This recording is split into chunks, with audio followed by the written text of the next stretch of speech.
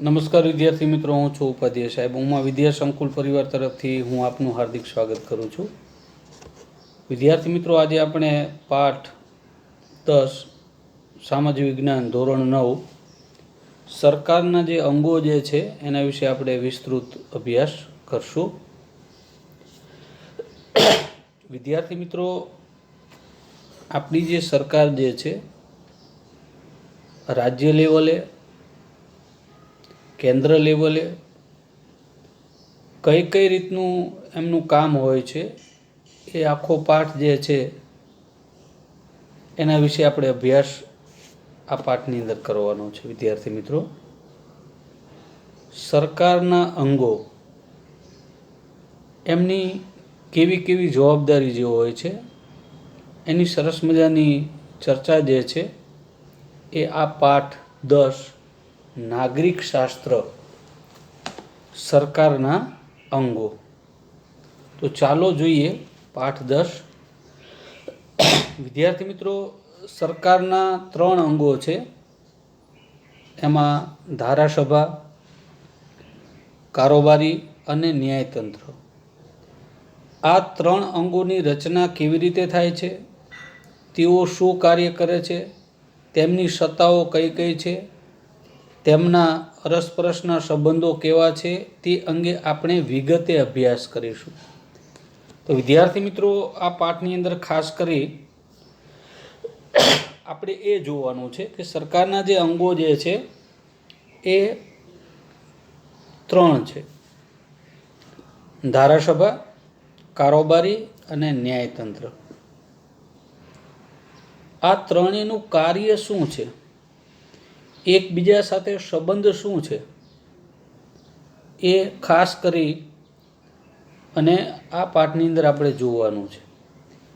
આ પાઠના થોડાક અંશો વિદ્યાર્થી મિત્રો આપણે ધોરણ 8ની અંદર પણ સંસદ જે પાઠ હતો એમાં શીખી ગયા છીએ, પણ એ પાઠ ત્યાં થોડાક અંશે હતો. અહીં વિસ્તૃત સ્વરૂપે આ પાઠની આપણે માહિતી મેળવવાની છે અને બરાબર ધ્યાનથી સમજજો. થોડોક અટપટો પણ પાઠ ખરો. તો ખાસ સરકારના 3 અંગો એની નોંધ કરજો વિદ્યાર્થી મિત્રો તમારી પાકી બુકની અંદર. ધારાસભા, કારોબારી અને ન્યાયતંત્ર. આમનું શું શું કાર્ય છે, એકબીજા સાથે એ કઈ રીતે જોડાયેલા છે, એની ચર્ચા આપણે કરવાની છે. રાજ્યના મૂળભૂત હેતુઓમાં એક હેતુ કાયદો અને વ્યવસ્થાની જાળવણી દ્વારા લોકોની સુખાકારી અને સલામતી સાધવાનો છે. લોકોનું સર્વતોમુખી કલ્યાણ સાધીને તેમના સ્વાતંત્ર્ય અને મૂળભૂત હકોનું જતન અને રક્ષણ કરવાનો છે. રાજ્યના ગતિશીલ વિકાસની સિદ્ધિ અર્થે સરકારના 3 અંગો ધારાસભા, કારોબારી અને ન્યાયતંત્ર વચ્ચે પરસ્પર ઐક્ય, સહકાર, સંકલન સ્થાપિત કરીને સરકાર અસરકારક અને કાર્યક્ષમ શાસન કરી શકે છે. તો વિદ્યાર્થી મિત્રો, આ ફકરાની અંદર બહુ સરસ મજાની વાત કરવામાં આવેલી છે કે શું કીધું છે કે રાજ્યના મૂળભૂત હેતુઓમાં એક હેતુ કાયદો અને વ્યવસ્થા જાળવવાનો છે. કાયદો અને વ્યવસ્થા જાળવવાનો છે. દરેકને સુખ સમૃદ્ધિ વધે, દરેક જે છે એમના મૂળભૂત હકોનું જતન થાય, રાજ્યના ગતિશીલ વિકાસની સિદ્ધિ અર્થે સરકારના 3 અંગોમાં ધારાસભા, કારોબારી અને ન્યાયતંત્ર વચ્ચે પરસ્પર ઐક્ય, સહકાર અને સંકલન રહે એ પણ જરૂરી છે. સરસ મજાનું લોકોનું સર્વતોમુખી કલ્યાણ સાધી અને આપણું જતન થાય. બરાબર. ટૂંકમાં વિદ્યાર્થી મિત્રો આપણે કહીએ તો આની અંદર લોકોની વાતચીત કરવામાં આવેલી છે કે લોકોની સુખ સમૃદ્ધિ વધે, એમના જે મૂળભૂત હકો જે છે એનું પાલન થાય અને ખાસ કરી અને આ ત્રણેય જે અંગો જે છે એમની વચ્ચે સરસ મજાનો સહકાર રહે, ઐક્ય જળવાય, સંકલન સારામાં સારું થાય એવું કાર્ય જે છે આ સરકારના અંગોનું છે. તો કાર્ય શું છે? તો વિદ્યાર્થી મિત્રો ખાસ કરીને નોંધ કરવાની છે કે ધારાસભા, ધારા એટલે કાયદા ઘડવાનું. ધારાસભાનું કામકાજ શું છે? કાયદા ઘડવાનું. સંસદ આપણે જે કહીએ ને, બરાબર, ઉપલા લેવલે સંસદ કહીએ આપણે, નીચે આપણે એને વિધાનસભા પણ કહીએ છીએ રાજ્ય લેવલે, અથવા વિધાન પરિષદ પણ કહેવામાં આવે છે. તો વિદ્યાર્થી મિત્રો, ધારાસભાનું કામ છે કાયદા ઘડવાનું. કારોબારીનું કામ જે મંત્રીઓ નીચેના જે છે એનું કામ છે ઘડેલા કાયદાઓનો અમલ કરવાનું. અને ન્યાયતંત્ર કાયદાનો ભંગ કરનારને સજા અથવા દંડ કરવાનું કાર્ય કરે છે. આ મહત્વનું કાર્ય છે. તો વિદ્યાર્થી મિત્રો, આને તમે સરસ રીતે તમારી જે નોટ જે છે એની અંદર ઉતારજો. પહેલા સરકારના મુખ્ય 3 અંગો: ધારાસભા, કારોબારી અને ન્યાયતંત્ર. શું કાર્ય છે? ધારાસભાનું કામ કાયદા ઘડવાનું. કારોબારીનું કામકાજ જે છે ઘડેલા જે કાયદાઓનો અમલ કરવાનું. અને ન્યાયતંત્રનું કામકાજ શું છે કે જે કાયદો બનાવેલો છે એને જો કોઈ તોડે તો એને સજા કરવાનું અથવા દંડ આપવાનું જે કાર્ય જે છે એ આ અંગોની જવાબદારી છે. બરાબર. ભારતીય બંધારણમાં ધારાસભા એટલે સંઘ, કેન્દ્ર કક્ષાએ સંસદ, મેં તમને વાત કરેલી હતી વિદ્યાર્થી મિત્રો. ઉપરના લેવલે આપણે જેને સંસદ કહીએ છીએ, સંઘ એટલે કેન્દ્ર ઉપર, સંસદ અને રાજ્યોમાં વિધાન ગૃહો, કારોબારી એટલે સંઘ, કેન્દ્રમાં રાષ્ટ્રપતિ, વડાપ્રધાન અને પ્રધાનમંડળ અને તેમનું કાર્યાલય તથા વહીવટી તંત્ર. વિભાગ સરસ મજાના પાડવામાં આવેલા છે કે ભાઈ કેન્દ્ર લેવલે કોણ આવે? તો સંઘ, સંઘ એટલે કે કેન્દ્ર. પછી સંસદ સભ્યો આવે, એ આખું સરસ મજાની ચેનલ છે. રાજ્યો લેવલે આપણે જોઈએ તો વિધાન ગૃહો આવે, બરાબર. પછી શું કીધું છે? કારોબારી એટલે સંઘ, કેન્દ્રમાં કોણ કોણ આવે? તો રાષ્ટ્રપતિ, એના પછી વડાપ્રધાન, એના પછી પ્રધાનમંડળ આવે, તેનું કાર્યાલય આવે, અને વહીવટી તંત્ર. યાદ રાખજો વિદ્યાર્થી મિત્રો, દિલ્હીની અંદર જે સરકારો તેમાં મેન પહેલાં કોણ આવે? રાષ્ટ્રપતિ આવે, એમના પછી વડાપ્રધાન, પછી પ્રધાનમંડળ આવે, પછી તેમનું કાર્યાલય અને વહીવટતંત્ર. આખી ચેનલ છે. આ પણ તમે સરસ રીતે નોંધ કરજો. ફરી એક વખત કહું છું કે ભારતીય બંધારણમાં ધારાસભા એટલે સંઘ, સંઘ એટલે કે કેન્દ્ર, બરાબર. તો કેન્દ્રની અંદર કઈ રીતની ચેનલ છે? તો પહેલાં રાષ્ટ્રપતિ આવે, પછી વડાપ્રધાન, પછી પ્રધાનમંડળ અને તેમનું કાર્યાલય અને વહીવટી તંત્ર. તો રાજ્ય લેવલે આપણે વિદ્યાર્થી મિત્રો જોઈએ તો રાજ્યપાલ પહેલાં આવે, પછી મુખ્યપ્રધાન આવે, પછી તેનું પ્રધાનમંડળ આવે અને તેનું કાર્યાલય અને વહીવટી તંત્ર એકબીજા સાથે ગાઢ રીતે સંકળાયેલા છે. આ સરસ રીતે તમે તમારી પાકી બુકની અંદર આખી ચેનલ છે એને વ્યવસ્થિત રીતે લખી નાખજો. જ્યારે ન્યાયતંત્રમાં સર્વોચ્ચ અદાલત ટોચ ઉપર, પછી રાજ્યોની વડી અદાલતો અને તેના હાથ નીચેની તાબાની અદાલતો, જિલ્લા ન્યાયાલયો, વિશેષ ખાસ અદાલતો. આમ ન્યાયતંત્ર ધારાસભા, કારોબારી બંનેથી તદ્દન અલગ અને સ્વતંત્ર અને સુગ્રથિત છે. ઉતરી વાત મગજમાં વિદ્યાર્થી મિત્રો, ફરી એક વખત જોઈએ. કેન્દ્ર ધારાસભા એટલે કે સંઘ એટલે કે કેન્દ્ર.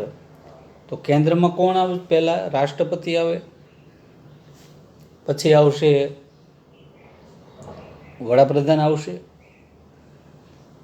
પછી આવશે પ્રધાનમંડળ અને તેનું કાર્યાલય અને વહીવટી તંત્ર.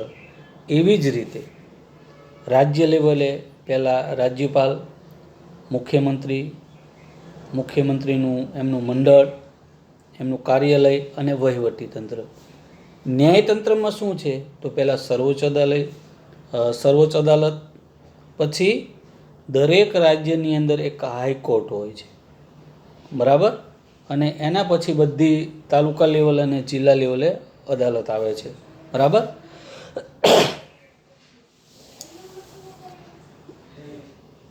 જો ન્યાયતંત્રની અંદર ફરી આપણે છે, જ્યારે ન્યાયતંત્રમાં સર્વોચ્ચ અદાલત ટોચ પર, પહેલા નંબરે કોણ છે? સર્વોચ્ચ અદાલત. પછી રાજ્યોમાં વડી અદાલત, જિલ્લાની અદાલત, તાલુકા અદાલત અને વિશેષ અદાલતો જે છે એ હાઈકોર્ટ જે છે રાજ્યની એના અંડરમાં આવે. પણ આખા ભારત દેશની અંદર એક સર્વોચ્ચ અદાલત, એના નીચે જ આ બધી અદાલતો આવે છે. અને ન્યાયતંત્ર સ્વતંત્ર છે, સુગ્રથિત છે અને ધારાસભા અને કારોબારીથી અલગ છે, બરાબર વિદ્યાર્થી મિત્રો. ભારત જુદા જુદા ઘટક રાજ્યોનું બનેલું એક સંઘ રાજ્ય છે. આપણે જોઈએ છીએ કે ભારત જુદા જુદા રાજ્યનો બનેલો ઘટક એટલે સંઘ રાજ્ય છે. જુદા જુદા રાજ્યનો આપણો દેશ બનેલો છે. રાજ્યો જુદા જુદા છે પણ બંધારણ બધાનું કેવું છે? એક સરખું છે. કોઈ પણ ઘટક રાજ્ય સ્વતંત્ર અને સાર્વભૌમ નથી. ભારતમાં સંઘ અને રાજ્ય કક્ષાએ સંસદીય પદ્ધતિની રાજ્ય સરકારો વચ્ચે સત્તા વિશ્લેષણના સિદ્ધાંતો અનુસાર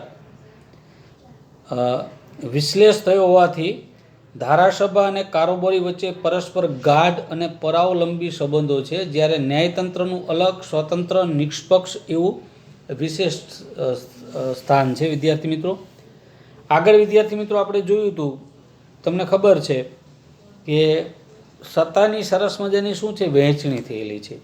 શું થયેલી છે વિદ્યાર્થી મિત્રો? સત્તાની સરસ મજાની વહેંચણી થયેલી છે, બરાબર. એમાં ખાસ કરી અને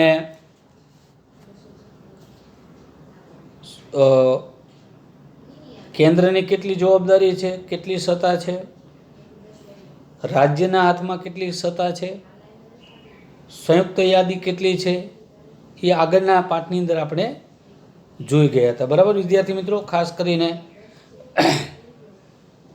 એટલે કોઈ પણ જે રાજ્ય જે છે એ સાર્વભૌમ કે સ્વતંત્ર નથી. આપણે બધા એકબીજા સાથે જોડાયેલા છે. જુદા જુદા રાજ્યનો ભારત દેશ બનેલો છે, બરાબર. ભારત જુદા જુદા ઘટક રાજ્યોનું બનેલું એક સંઘ રાજ્ય છે. એક સંઘ રાજ્ય છે. ઉતરી વાત મગજમાં, જુદા જુદા રાજ્યોનો બનેલો આપણો ભારત દેશ છે. હવે આપણે જોઈએ, દરેકને સત્તા પણ આપવામાં આવેલી છે કે આટલી જવાબદારી કેન્દ્રની છે, આટલી રાજ્યોની છે, આટલી સંયુક્ત જવાબદારી છે. પણ સૌથી વધારે સત્તાઓ જે છે, આગળના પાઠમાં આપણે જોયું હતું વિદ્યાર્થી મિત્રો, સૌથી વધારે સત્તા કોને આપવામાં આવેલી છે વિદ્યાર્થી મિત્રો? કેન્દ્રને સત્તા આપવામાં આવેલી છે, બરાબર. એના પછીનો પોઈન્ટ છે સત્તા વિશ્લેષનો સિદ્ધાંત. રાજ્ય વર્તી સરકાર જે કાર્યો કરે છે તે એકબીજાથી જુદા હોય છે. ત્રણેય અંગોના કાર્ય એકબીજાથી ભિન્ન તથા દરેક કાર્ય વિશે પ્રકારની નિપુણતા જરૂર પડે છે. એટલે કે જુદા જુદા અંગો દ્વારા જુદી જુદી વ્યક્તિઓ દ્વારા કાર્ય થવા જોઈએ અને છેલ્લે દરેક અંગે પોતાનું અલગ કાર્ય કરવું જોઈએ. સત્તા વિશ્લેષ થવાથી સત્તાના બેફામ ઉપયોગની સંભાવના ઘટે છે. એટલે વિદ્યાર્થી મિત્રો, દરેકને જુદું જુદું કાર્ય સોંપી દીધું છે. કેન્દ્રની જવાબદારી અલગ છે, રાજ્યની જવાબદારી અલગ છે, ત્યાં પણ કાર્ય કરે છે એ પણ જુદું છે. રાજ્યમાં પણ સરસ મજાનું કાર્યનું માળખું જે છે એની પણ વહેંચણી કરવામાં આવેલી છે. એટલે કોઈ એક પાસે સત્તા નથી રહેતી, એટલે સત્તાનો બેફામ ઉપયોગ થતો નથી. ત્રણેય અંગોના કાર્ય થકી સરકારનું વહીવટ સરળ અને કાર્યક્ષમ બને તે માટે વચ્ચે સત્તાનો વિશ્લેષ કરવો જરૂરી છે. સત્તાનો વિશ્લેષ એટલે શ્લેષ, બાટણી કરી દીધી છે. શું કરી દીધી છે વિદ્યાર્થી મિત્રો? સત્તાની જે છે એ જવાબદારી સોંપી દીધી છે, બરાબર. કહેવાનો મતલબ આપણે આગળ જ જોયું હતું. આપણે શું જોયું હતું વિદ્યાર્થી મિત્રો? આગળ જ સરસ મજાનું આ જોયું હતું. હવે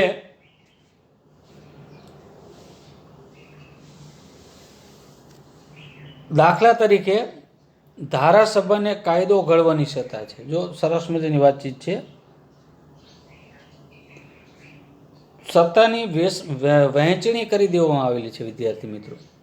એટલે શું થાય, કોઈ એક પાસે સત્તા ન રહે, સત્તાનો બેફામ ઉપયોગ ન થાય. એટલે સોંપી દીધું કે તમારે આ જ કામ કરવાનું. આપણે કોઈ પણ જગ્યાએ મોટો પ્રસંગ હોય ગામની અંદર વિદ્યાર્થી મિત્રો, તો આપણે સ્વયંસેવકોને કેવી જુદી જુદી જવાબદારી સોંપે છે. કોઈ એક ઉપર ભારણ ન આવે અને કામ પણ કેવું સરસ મજાનું થાય કે ભાઈ પાણી સમિતિ તમારે આ જ કાર્ય કરવાનું, નાસ્તા સમિતિ તમારે નાસ્તાનું વિતરણ કરવાનું, ઇનામ સમિતિ તમારે ઇનામ લાવીને સ્ટેજ સુધી લઈ જવાના, મહેમાનોની આગતા સ્વગતા આ સમિતિ કરશે. એટલે શું થાય, એક ઉપર ભારણ ન રહે અને કાર્ય દીપી ઉઠે. બરાબર.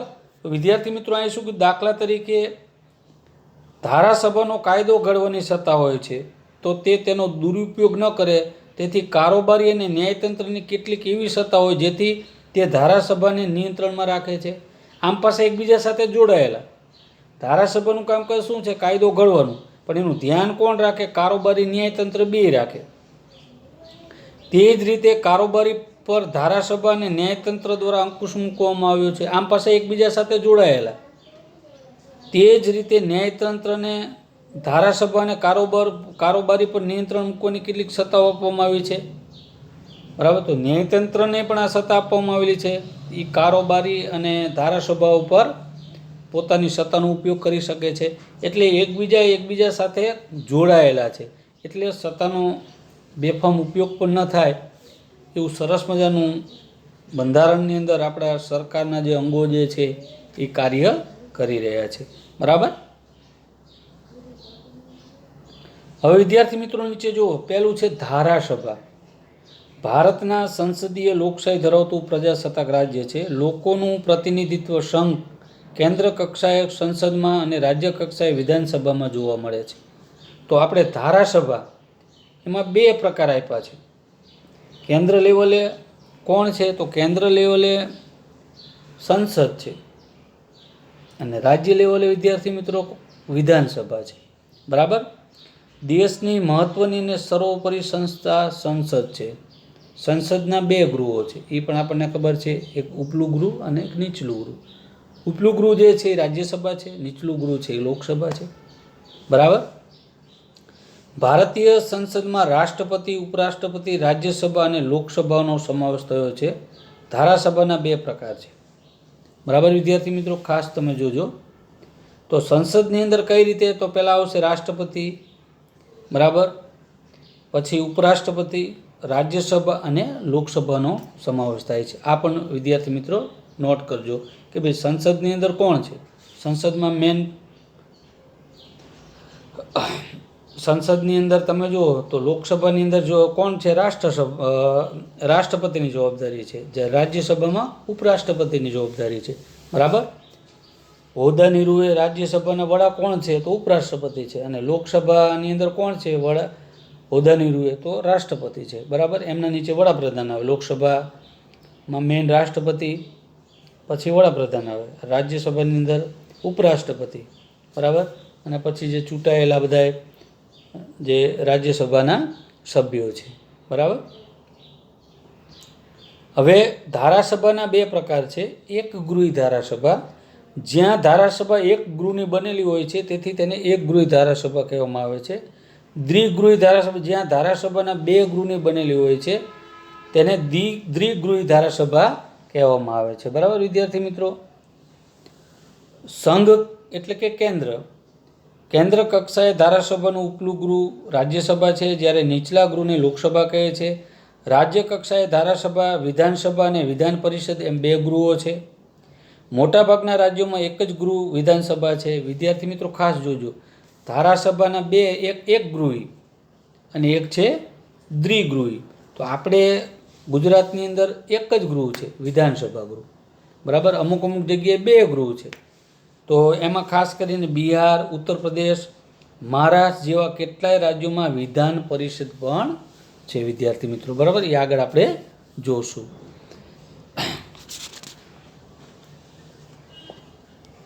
હવે એના પછીનો પોઈન્ટ છે વિદ્યાર્થી મિત્રો,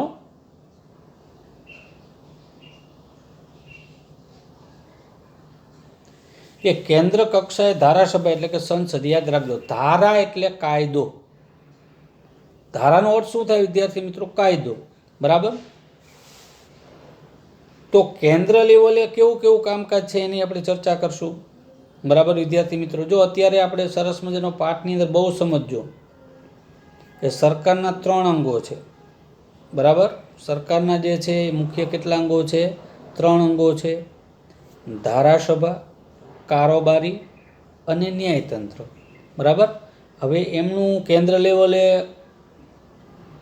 ધારાસભાનું કેવું કામકાજ છે, કારોબારીનું કેવું કામકાજ છે, એ આપણે જોવાનું છે. લોકસભા એ સંસદનું નીચલું ગૃહ છે. લોકસભામાં સભ્યો પ્રત્યેક મતદાનથી ચૂંટાયેલા લોકોના પ્રતિનિધિઓ હોય છે, જે આપણે વડાપ્રધાન તૈયાર થાય છે. વિદ્યાર્થી મિત્રો, આ જે જોયું છે ને કેન્દ્ર લેવલના છે. સંસદમાં લોકસભાના ચૂંટણી કઈ રીતે થાય? દર 5 વર્ષે થાય છે. અત્યારે આપણા વડાપ્રધાન કોણ છે? માનનીય શ્રી નરેન્દ્રભાઈ મોદી. ઉતરી વાત મગજમાં? તો ખાસ કરી આપણે લોકસભામાં સભ્યોની સંખ્યા 545 છે. 2 સભ્યો એંગ્લો ઇન્ડિયન સમુદાયના પ્રતિનિધિઓ છે, જેમની પસંદગી રાષ્ટ્રપતિ કરે છે. એટલે કુલ 543, એમાંથી 2 એંગ્લો ઇન્ડિયન. એંગ્લો ઇન્ડિયન એટલે વિદ્યાર્થી મિત્રો, જે તે વખતે અહીંથી અંગ્રેજો ગયેલા હતા, એમાં કેટલાક અંગ્રેજો અહીં રહી ગયા હતા, કેટલાક અંગ્રેજોએ અહીંની જે ભારતની સ્ત્રીઓ સાથે લગ્ન કરેલા એના જે સંતાનો છે, અથવા કેટલાય એવા પુરુષો હતા આપણા ભારતના કે જે વિદેશની જે યુરોપિયન ઇંગ્લેન્ડની જે સ્ત્રીઓ સાથે લગ્ન કરેલા હતા એના સંતાનો હતા, બરાબર. એને એંગ્લો ઇન્ડિયન સમુદાયના લોકો કહેવામાં આવે છે. એટલા એ લોકો પણ અત્યારે ભારતની અંદર છે, જે તે વખતે આ રીતનો સંબંધ લગ્ન કરેલા હતા, બરાબર. ભારતની સ્ત્રી હોય, પુરુષ વિદેશના હોય, વિદેશનો સ્ત્રી હોય, પુરુષ ભારતનો હોય, બરાબર. તો 500 ને યાદ રાખજો, લોકસભામાં સભ્યોની સંખ્યા કેટલી છે વિદ્યાર્થી મિત્રો? 543. એમાંથી 2 સભ્યો છે એંગ્લો ઇન્ડિયન સમુદાયના પ્રતિનિધિઓ છે, જેમની પસંદગી રાષ્ટ્રપતિ કરે છે, બરાબર. રાષ્ટ્રપતિ એ સંસદનો એટલે કે લોકસભા અને રાજ્યસભાના ભાગ છે. જોકે રાષ્ટ્રપતિ સંસદની પ્રથમ બેઠકનું ઉદ્ઘાટન, પ્રવચન અને સંસદની સંયુક્ત બેઠકને સંબોધિત કરે તે સિવાય ક્યારેય હાજરી આપતા નથી. પહેલી વખતે હાજરી આપે છે, પછી હાજરી આપતા નથી. રાષ્ટ્રપતિ સંસદના બંને ગૃહોનું સત્ર બોલાવે છે, ગૃહોને મોકૂફ રાખે છે, તેમજ લોકસભાનું વિસર્જન કરવાની સત્તા પણ ધરાવે છે. ધ્યાન રાખજો, આ રાષ્ટ્રપતિની કઈ કઈ જવાબદારી છે. સંસદના બંને ગૃહોમાં 3 વાંચનમાંથી પસાર થયેલા ખરડા ઉપર રાષ્ટ્રપતિની સહી થાય ત્યારે ખરડો કાયદો બને છે. લોકસભા એ કાયમી ગૃહ નથી વિદ્યાર્થી મિત્રો, કારણ કે એ શું થાય છે, 5 વર્ષ પછી ચૂંટણી આવે, એમાંથી જે ચૂંટાયેલા પ્રતિનિધિત્વ હોય છે, માનો કે 543, બરાબર, એમાંથી અડધા કરી નાખો અને એની વધારે જેની સીટ આવે એ વડાપ્રધાનને દાવેદાર થાય છે, બરાબર. કહેવાનો મતલબ એની કેન્દ્રમાં સત્તા હોય છે, બરાબર. વિદ્યાર્થી મિત્રો, હવે તમને એ પણ કહી દઉં કે આપણે સંસદ સભ્ય જે છે એને શું કહેવાય છે? MP કહેવામાં આવે છે, મેમ્બર ઓફ પાર્લામેન્ટ, બરાબર. હવે એમાં ચૂંટણી કેવી હોય છે આ લોકસભાની? તો એની અંદર 2 કે વધુ જિલ્લાઓ ભેગા થાય, એમાં મતદાતાની સંખ્યા વધારે હોય છે. માનો કે અત્યારે આપણે જોઈએ મોરબીની અંદર, મોરબી અને કચ્છ એ બંનેથી 1 સીટ છે. ઉતરી વાત મગજમાં? મોરબી અને કચ્છથી 1 સીટ થાય છે. ઉતરી વાત મગજમાં? કહેવાનો મતલબ વિદ્યાર્થી મિત્રો, એટલે ખાસ કરીને આપણે જોઈએ તો અત્યારે હાલના આપણા સંસદ સભ્ય કોણ છે? એ છે વિનોદભાઈ ચાવડા છે. અને ધારાસભાની ચૂંટણી થાય એટલે વિદ્યાર્થી મિત્રો એની અંદર તાલુકા હોય, એમાં બે કે વધુ તાલુકા ભેગા થાય, એમાંથી ધારાસભ્ય બને. સંસદ સભ્ય એટલે જિલ્લા, 2 કે તેથી વધુ જિલ્લા ભેગા થાય. બરાબર. લોકસભા એક કાયમી ગૃહ નથી, તેની મુદત 5 વર્ષની હોય છે, સિવાય કે તેનું વહેલું વિસર્જન કરવામાં આવેલ હોય અથવા ટેકાવાળી સરકાર બનેલી હોય અને ટેકો પાછો ખેંચી દે તો 5 વર્ષ પૂરા ન થાય. સમજજો બરાબર. જો અત્યારે ખાસ કરીને ભાજપને સ્પષ્ટ બહુમતી મળેલી છે, કંઈક 300 ઉપર સીટ છે, એટલે એ 5 વર્ષ સુધી ફરજિયાત એને કોઈ ડગાવી શકશે નહીં. હા, જો ટેકો લીધો હોય તો ટેકાવાળા પાછો ખેંચી લે તો 2 મહિનામાં 3 મહિનામાં 10 દિવસમાં સરકાર પડી ભાંગે અને ફરીથી નવી ચૂંટણી થાય. વિદ્યાર્થી મિત્રો બરાબર કહેવાનો મતલબ, ભારતીય સંસદે બંધારણમાં દર્શાવેલી મર્યાદાઓમાં રહીને પોતાની સત્તા ભોગવવાની હોય છે. બંધારણ સર્વોપરી છે. જેટલી બંધારણમાં સત્તાની જોગવાઈ કરેલી છે એટલી જ સત્તા ભોગવવાની છે. આપણા ભારત દેશની અંદર બંધારણ જે છે વિદ્યાર્થી મિત્રો એ સર્વોપરી છે, સંસદ નથી. બરાબર વિદ્યાર્થી મિત્રો, સંસદ નથી. યાદ રાખજો, ખાસ કરીને બંધારણ સર્વોપરી છે, સંસદ નથી. સંસદે ઘડેલા કાયદાઓમાં બંધારણીય જોગવાઈઓનો ભંગ થતો હોય, વિસંગત હોય તો તેને અદાલતમાં પડકારી શકાય છે. જો અદાલતને એમ ખાતરી થાય કે તેનાથી બંધારણની જોગવાઈનો ભંગ થાય છે તો તેને ગેરબંધારણ ગણીને રદબાતલ પણ ઠેરવી શકે છે. જો આ અંગમાં આપણે આગળ જોયું, તમે કોઈ કાયદો કર્યો અને એવું લાગ્યું અને તમે એના ઉપર કાયદા ઉપર કેસ પણ કરી શકે આમ નાગરિક. અને ન્યાયતંત્રને એમ લાગે કે ભાઈ આ કાયદો જે છે એ બંધારણ સાથે તાલમેલ થતો નથી તો ન્યાયતંત્ર એને રદબાતલ પણ કરી શકે છે. એટલું યાદ રાખજો. ઉતરી વાત મગજમાં. આગળ જોયું ધારાસભાનું કામ શું છે, રાજ્ય લેવલે અને કેન્દ્ર લેવલે, કે એનો કાયદો ઘડવાનું કામકાજ છે. પણ એ કાયદો ઘડવાનો પણ કઈ રીતે? બંધારણને સુસંગત હોવો જોઈએ. જો ન હોય તો એ કાયદો રદબાતલ પણ કરી શકે છે ન્યાયતંત્રમાં કોઈ અરજી કરે તો. બરાબર. હવે વિદ્યાર્થી મિત્રો, સંસદ સભ્યની લાયકાત કેટલી છે એ પણ આપણે જોઈએ. આ બધું પોઈન્ટ જે છે ખાસ તમે ધ્યાન રાખજો કે ભાઈ આ ફકરાની અંદર આપણે શું જોયું. તો આ ફકરાની અંદર વિદ્યાર્થી મિત્રો ખાસ કરી રાષ્ટ્રપતિની શું જવાબદારી હોય છે. બરાબર. આપણા લોકસભા જે છે, લોકસભામાં સભ્યોની સંખ્યા કેટલી હોય છે? 543 ને +2 એટલે 545. બરાબર. લોકસભાના સભ્ય તરીકે લાયકાત મુજબ તે ભારતીય નાગરિક હોવો જોઈએ. ચૂંટણી લડવા માટે ઓછામાં ઓછી 25 વર્ષની ઉંમર હોવી જોઈએ.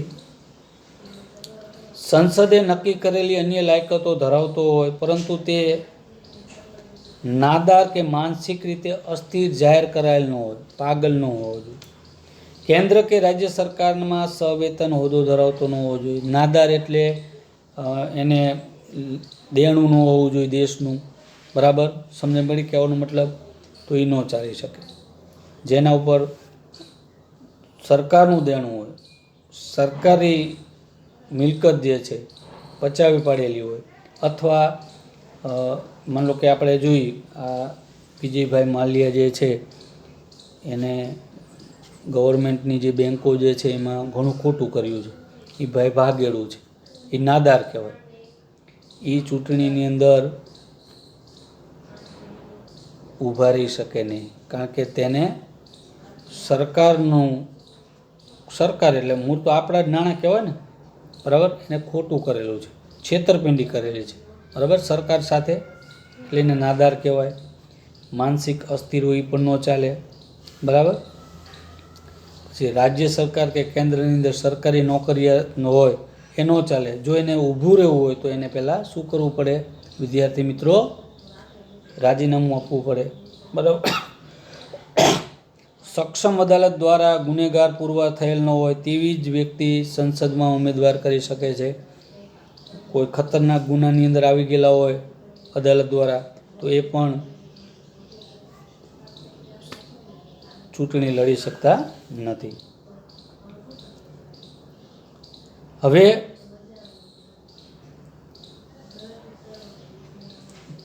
હવે સક્ષમ અદાલત દ્વારા ગુનેગાર પુરવાર થયેલ ન હોય તેવી જ વ્યક્તિ સંસદમાં ઉમેદવારી કરી શકે છે. સંસદની 2 બેઠકો વચ્ચે 6 માસથી વધુ સમયગાળો પસાર ન થાય તો તે રીતે ગૃહની બેઠક બોલાવવી પડે છે. બરાબર, 2 ગૃહની 6 મહિને પસાર ન થયેલો હોવો જોઈએ. સંસદની 2 બેઠકો વચ્ચે 6 માસથી વધુ સમયગાળો પસાર ન થાય તે રીતે ગૃહની બેઠક બોલાવવી પડે છે, લોકસભામાં અને રાજ્યસભાની અંદર. બરાબર, 6 મહિના ન થવું જોઈએ ત્યાં બેઠકો બોલાવવી પડે છે. આપણે કહીએ ને સત્ર. લોકસભાનું વિસર્જન વડાપ્રધાનની સલાહથી જ રાષ્ટ્રપતિ કરી શકે છે. જે ગૃહનો સભ્ય હોય તે વ્યક્તિ તે ગૃહની કાર્યવાહીમાં ભાગ લઈ શકે છે અને મતદાન કરી શકે છે. પરંતુ મંત્રીમંડળનો કોઈ સભ્ય સંસદના નીચલા ગૃહનો સભ્ય ન હોય તો પણ તે બંને ગૃહોની ચર્ચામાં ભાગ લઈ શકે. જો મંત્રીમંડળનો સભ્ય, બરાબર, પરંતુ મંત્રીમંડળનો કોઈ સભ્ય, યાદ રાખજો, મંત્રીમંડળ એટલે જેને ખાતું સોંપ્યું હોય. નહીંતર જે તે માની લો કે સંસદ સભ્યોને કોઈ ખાતું ન સોંપ્યું તો એ પોતાની સંસદમાં ચૂંટાયેલા હોય તો એમાં જ ભાગ લઈ શકે. પણ એ જો એને મંત્રીમંડળ જો ફાળવવામાં આવેલું હોય તો એ બે ગૃહની અંદર જઈ શકે છે. બરાબર, પરંતુ મંત્રીમંડળનો કોઈ સભ્ય સંસદના નીચલા ગૃહનો સભ્ય ન હોય તો પણ તે બંને ગૃહની ચર્ચામાં ભાગ લઈ શકે છે, સંબોધન કરી શકે. પરંતુ જે ગૃહમાં સભ્યો તે જ ગૃહમાં મતદાન કરી શકે છે. મંત્રીમંડળનો સભ્ય 2 ગૃહમાં ચર્ચામાં ભાગ લઈ શકે, સંબોધન કરે, પણ જ્યારે મતદાન કરવાનું હોય કોઈ કાયદામાં તો એ પોતાના જે ગૃહમાં ચૂંટાયેલા હોય, લોકસભામાં એમાં, રાજ્યસભામાં એમાં જ મતદાન કરી શકે છે. લોકસભામાં ગુજરાતની 26 બેઠકો છે, યાદ રાખજો વિદ્યાર્થી મિત્રો, ખાસ. બરાબર, લોકસભામાં 26 બેઠકો છે. ધારાસભાની આપણી 182. કેટલી છે? 182 બેઠક. લોકસભાની 26 અને રાજ્યસભાની 11 બેઠકો છે. આ ખાસ ધ્યાન રાખજો. બરાબર, લોકસભાની મુદત 5 વર્ષની હોય છે. જોકે તે અગાઉ રાષ્ટ્રપતિ તેને વિખેરી નાખી શકે છે. રાષ્ટ્રીય કટોકટીમાં તેઓ 1 વર્ષ સુધી લંબાવી શકે છે. રાષ્ટ્રપતિએ લોકસભાનું વિસર્જન કર્યું હોય તો પણ તે પગલાંની અદાલતમાં પડકારી શકાતું નથી. ઉતરી વાત મગજમાં. જો હવે માની લો કે રાષ્ટ્રીય કટોકટી હોય તો શું કીધું છે? રાષ્ટ્રીય કટોકટીમાં તેઓ 1 વર્ષ સુધી લંબાવી શકે છે. આ લોકસભાને 5 વર્ષના બદલે 6 વર્ષ પણ કરી શકે છે. રાષ્ટ્રપતિ લોકસભાનું વિસર્જન કર્યું હોય તો એ અદાલતમાં બંધારણની જોગવાઈ છે એને પડકારી શકાતા નથી કે ભાઈ અમને શું કરો, તમે વિસર્જન કરી નાખો કે તે. ઉતરી વાત મગજમાં. આગળ પણ આપણે જોયું કે વિસર્જન જો કરવું હોય તો કોની જરૂર પડે? રાષ્ટ્રપતિ કે પછી જ વિસર્જન થાય. ઉતરી વાત મગજમાં. આવું હજી ક્યારે બનેલું નથી. બરાબર, હવે કોરમ બહુ ધ્યાન રાખજો.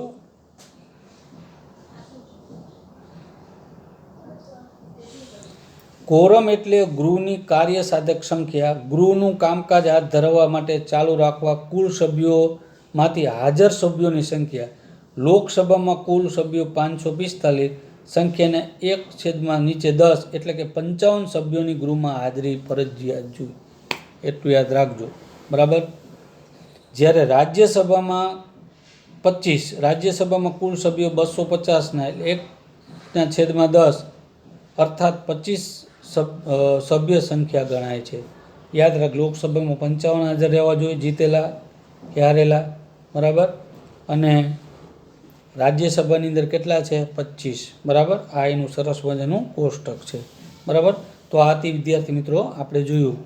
તો આ કેન્દ્ર કક્ષાએ સંસદ એટલે કે લોકસભાની અંદર એની ચૂંટણી કઈ રીતે થાય છે, એમાં આપણી કેટલી, ખાસ કરીને ગુજરાતની સભ્યોની સંખ્યા કેટલી છે,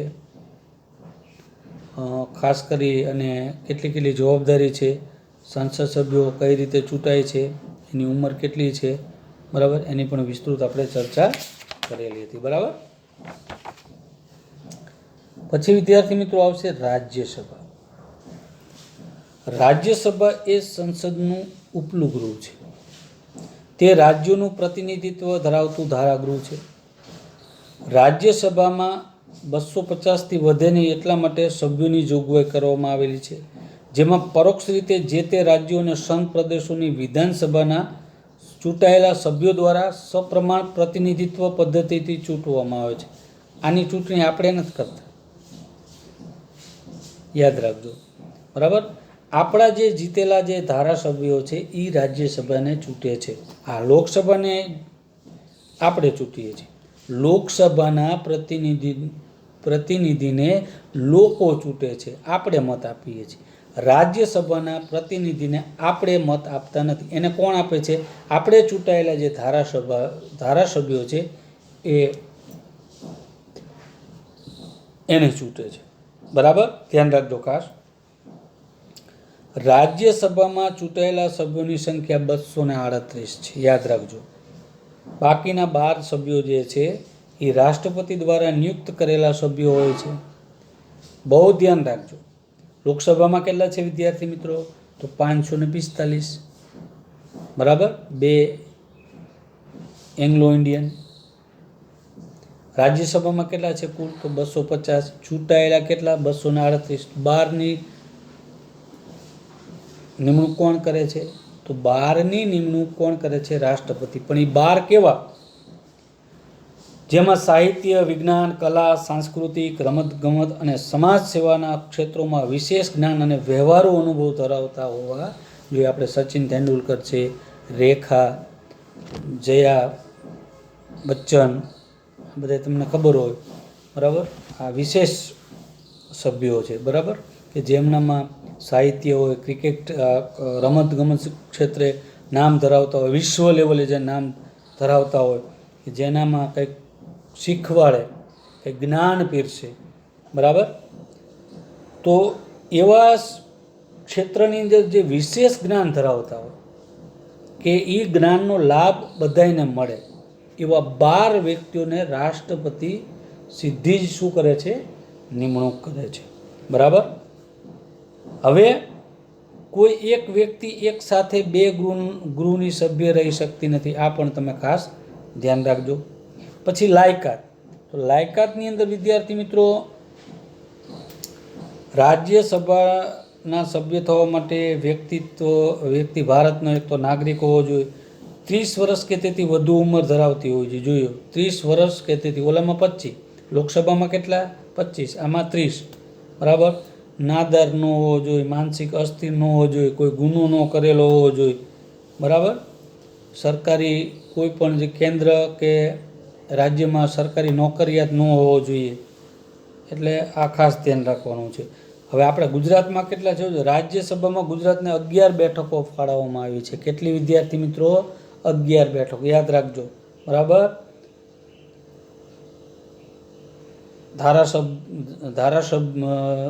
સભ્યોની સંખ્યા કેટલી છે? 182. લોકસભાની છે આપણે જોઈ 26. બરાબર વિદ્યાર્થી મિત્રો, કેટલી છે? 26. અને રાજ્યસભાની કેટલી છે ગુજરાતમાં? 11. રાજ્યસભા કાયમી ગૃહ છે, લોકસભા કાયમી નથી.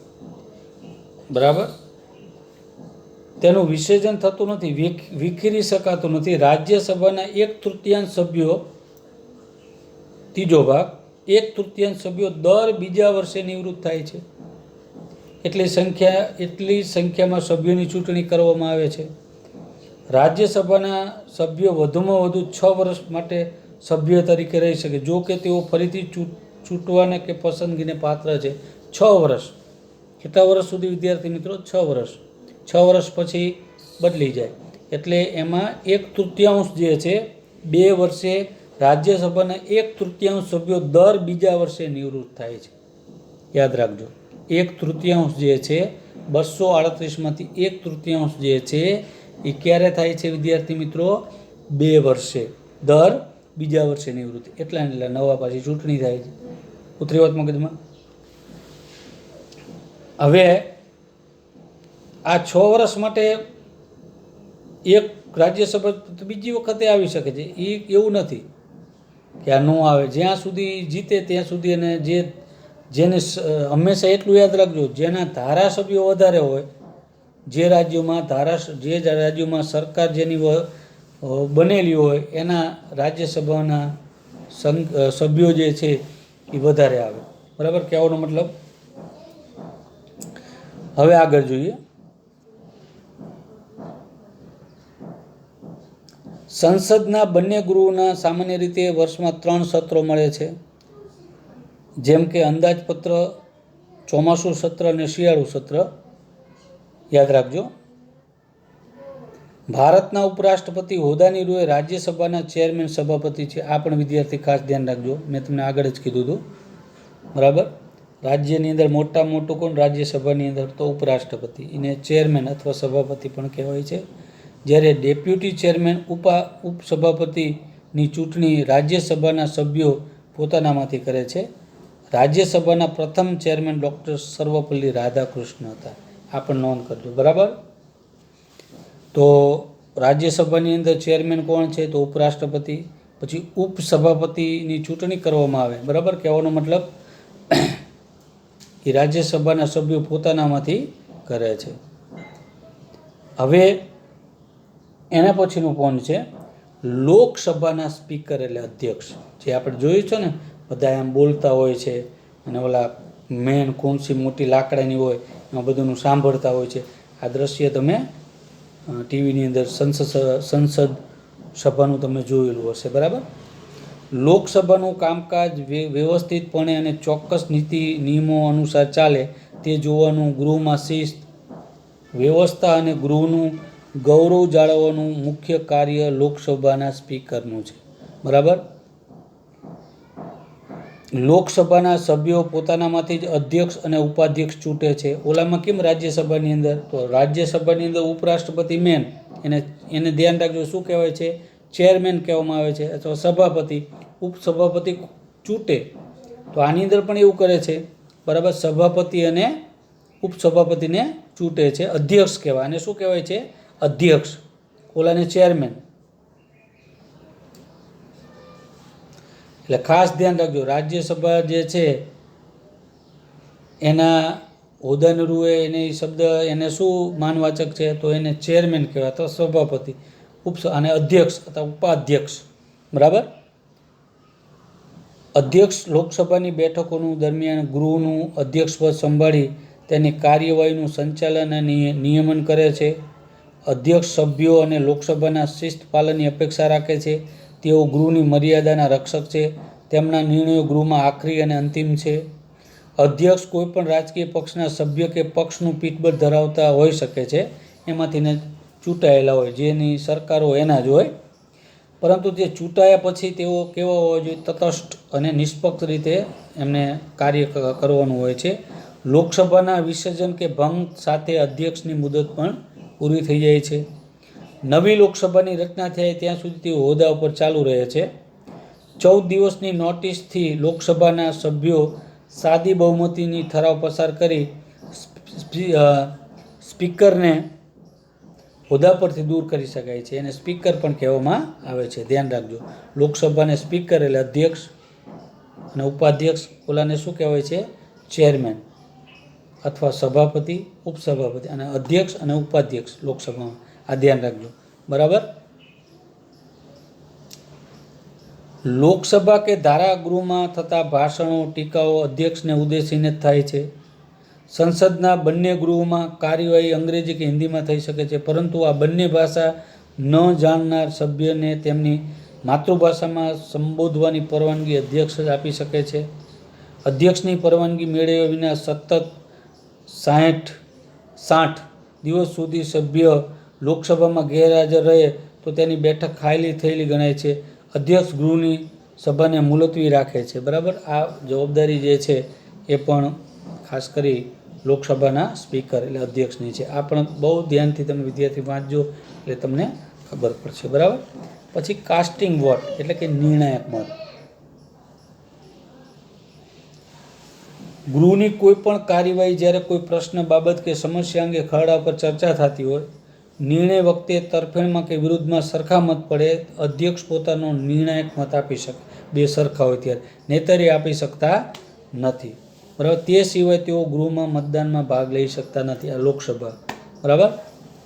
લોકસભાના પ્રથમ અધ્યક્ષ ગણેશ વાસુદેવ માળવણકર હતા. યાદ રાખજો. બરાબર. કોણ હતા? ગણેશ વાસુદેવ માળવણકર હતા. માળવણકર. બરાબર. અધ્યક્ષની ગેરહાજરીમાં ઉપાધ્યક્ષ ગૃહની બેઠકનું સંચાલન કરે છે. અધ્યક્ષ અને ઉપાધ્યક્ષ બંનેની ગેરહાજરીમાં ગૃહના સંચાલન સંબંધે વિવિધ રાજકીય પક્ષના પીઢ, અનુભવી અને સંસદીય પ્રક્રિયાને જાણનાર તજજ્ઞ સભ્યોની એક સ્પીકર્સ પેનલ તૈયાર કરવામાં આવે છે. તેના સભ્યો બંનેની ગેરહાજરીનું ગૃહનું કામકાજ સંભાળે. જો આ ગેરહાજર હોય, અધ્યક્ષ ગેરહાજર હોય, ઉપાધ્યક્ષ બે ગેરહાજર હોય, તો આખી કમિટી. બરાબર. અને કાસ્ટિંગ વોટ એટલે બે સરખા, કોઈ ખરડા, કોઈ કાયદો બનાવવાનો બે સરખા મત થાય ત્યારે એનો નિર્ણાયક મત જે છે એ આ અધ્યક્ષ આપી શકે છે. બરાબર વિદ્યાર્થી મિત્રો. ઉતરી વાત મગજમાં. હવે એના પછી જુઓ, ખરડો એટલે કે વિધેયક ક્યારે કાયદો બને છે એની આપણે ચર્ચા કરવાની છે વિદ્યાર્થી મિત્રો.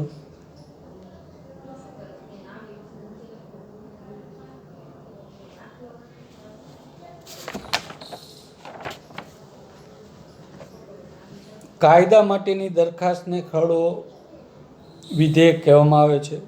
સંસદ વર્તમાન કાયદામાં સુધારા કરવાનું, નવા કાયદા ઘડવાનું, જૂના અને અપ્રસ્તુત કાયદાઓને રદ કરવાનું મહત્વનું કાર્ય સંસદ ધરાવે છે. ધ્યાન રાખજો, બહુ મોટી જવાબદારી સંસદની છે. સામાન્ય ખરડો, નાણાકીય ખરડો અને બંધારણીય સુધારાનો ખરડો નીચે મુજબની પ્રક્રિયાઓના અંતે કાયદાનું સ્વરૂપ લે છે, જેની સામાન્ય જોગવાઈ નીચે મુજબ છે. આ ત્રણ પ્રકારના જે ખરડાઓ છે. કોઈપણ ખરડો સંસદના બે ગૃહમાંથી કોઈપણ એક ગૃહમાં રજૂ કરી શકાય છે. ખરડો પ્રધાન અથવા ગૃહના કોઈ સભ્યો દ્વારા રજૂ કરી શકે છે. સંસદના બંને ગૃહોએ સુધારા વિના કે સુધારા સાથે સંમતિ આપેલ હોય તેવા સુધારાઓ રહિત કોઈ ખરડાને ગૃહ દ્વારા સંમતિ અપાયેલી ન હોય ત્યાં સુધી ખરડો સંસદના બંને ગૃહમાં પસાર કરેલો હોવાનું ગણાશે નહીં. બરાબર. જો આ પણ ધ્યાન રાખવા જેવું છે. સંસદમાં વિચારાધીન કોઈ ખરડો ગૃહની સત્ર સમાપ્તિના કારણે રદ ન થાય. રાજ્યસભામાં વિચારાધીન હોય અને લોકસભાએ પસાર કર્યો હોય અને ખરડો લોકસભાનું વિસર્જન થતાં રદ થશે નહીં. લોકસભામાં વિચારાધીન હોય અથવા પસાર કરેલો હોય, રાજ્યસભામાં તે ખરડો વિચારણા હેઠળ હોય, લોકસભાનું વિસર્જન થતાં રદ થશે. યાદ રાખજો, રાજ્યસભામાં જો ખરડો હોય વિચારો અને પાછો લોકસભામાં જો લોકસભા રદ થાય તો એ ખરડો રાજ્યસભાવાળો રદ થઈ જાય છે. ઉતરી વાત મગજમાં. જો લખેલું છે ચોખ્ખું, લોકસભામાં વિચારાધીન હોય અથવા પસાર કરેલો હોય અને રાજ્યસભામાં તે ખરડો વિચારણા હેઠળ હોય તો લોકસભાનું વિસર્જન થતાં રદ થશે. જ્યારે સંસદના બંને ગૃહો વચ્ચે કોઈ ખરડો પસાર કરવાની બાબતમાં મતભેદ ઊભા થાય ત્યારે રાષ્ટ્રપતિ સંસદના બંને ગૃહોની સંયુક્ત બેઠક બોલાવી શકે છે, જેમાં ખરડો બહુમતીથી પસાર કરી શકે છે. સંયુક્ત બેઠકોનું સંચાલન લોકસભાના અધ્યક્ષ સ્પીકરને સંભાળવાનું હોય છે.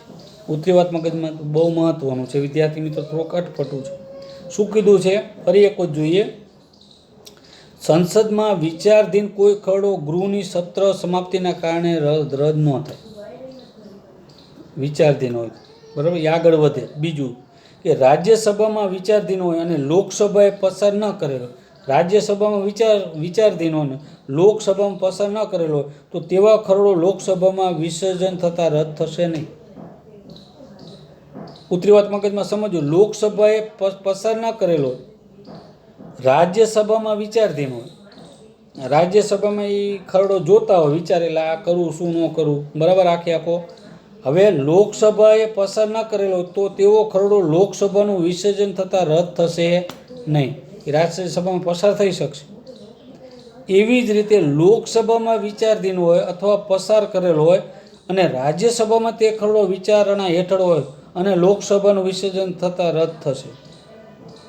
રાજ્યસભામાં જ રદ ન થઈ શકે, પણ લોકસભાની અંદર વિચારધીનો અને એ પસાર કરવાનો હોય, લોકસભાનું વિસર્જન થઈ જાય તો એ શું થાય છે વિદ્યાર્થી મિત્રો? રદ થાય છે.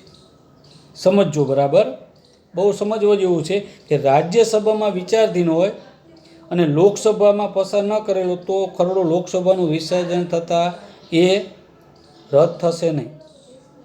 પણ લોકસભામાં વિચારધીન અથવા પસાર કરેલો હોય અને રાજ્યસભામાં તે ખરડો વિચારણા હેઠળ હોય, એમાં પસાર થઈ ગયો અને એ જ ખરડો રાજ્યસભાની અંદર શું હોય વિચાર, અને લોકસભાની અંદર લોકસભાનું વિસર્જન થઈ ગયું હોય તો એ લોકસભાનું વિસર્જન થતાં એ તરત રદ થઈ જશે. રાજ્યસભામાં તો રદ ન થાય, લોકસભાનું વિસર્જન હોય તો એ શું થાય છે? રદ થશે. બરાબર, બસ અહીં સુધી આપણે રાખશું. એના પછીનો જે પોઈન્ટ જે છે કે ખરડામાંથી કાયદો બનવાની વિધિ, સામાન્ય ખરડો. બરાબર, અલગ અલગ પ્રકારના જે ખરડાઓ છે એ હવે પછીના જે વિડીયોની અંદર આપણે વ્યવસ્થિત રીતે સમજશું. બરાબર, વિદ્યાર્થી મિત્રો કંઈ પણ ખબર ન પડે ચિંતા ન કરતા, થોડોક પાઠ અટપટો છે એટલે એક બે વખત તમે જોઈ લેજો, અને ન સમજાય તો આપણે લોકડાઉન પછી જ્યારે સ્કૂલ ચાલુ થાય ત્યારે આ પાઠને પાછો આપણે વ્યવસ્થિત સમજશું. બરાબર, અસ્તુ. જય હિન્દ, જય ભારત.